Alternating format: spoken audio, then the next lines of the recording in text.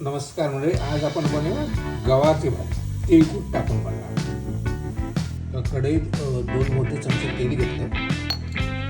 आता त्याच्यात जिरे टाकले.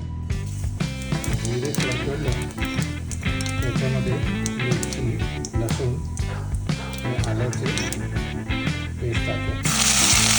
आलं, लसूण, मिरची थोडीशी टाकून घेतली. याच्यात बटाटे टाकले.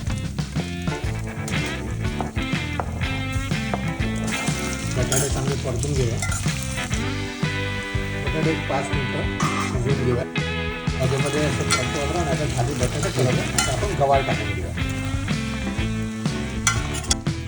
गवार आपण बटाट्यामध्ये चांगली मिक्स करून घ्या आणि परतून घेऊया. 5 मिनिटं मंद आचेवर त्याला शिजवून घेऊया. गवार आणि बटाटे चांगली परतून घेतले. आता आपण पावडर मसाला टाकू. अर्धा चमचा, 2 चमचे कोरिअँडर पावडर, धनिया पावडर आणि लाल तिखट तुमच्या चवीप्रमाणे टाका. मी 1.5 चमचा टाका. अर्धा चमचा चिकन मसाला, चवीनुसार मीठ.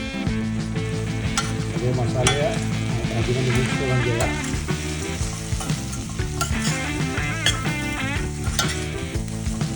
भाजी शिजायला पाणी टाकून घेऊया.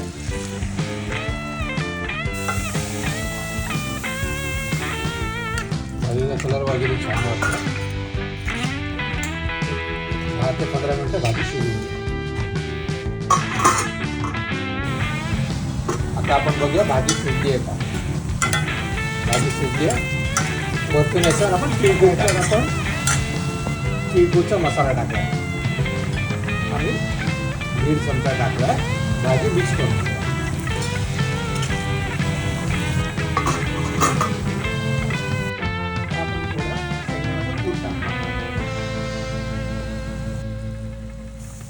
आता आपण वरतून थोडं ओलं खोबरं टाकूया.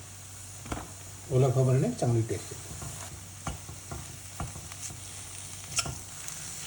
आता आपण भाजी सर्व करून घेऊ. मित्रांनो, रेसिपी आवडल्यास लाईक करा, शेअर करा, सबस्क्राईब करा. थँक्यू. धन्यवाद.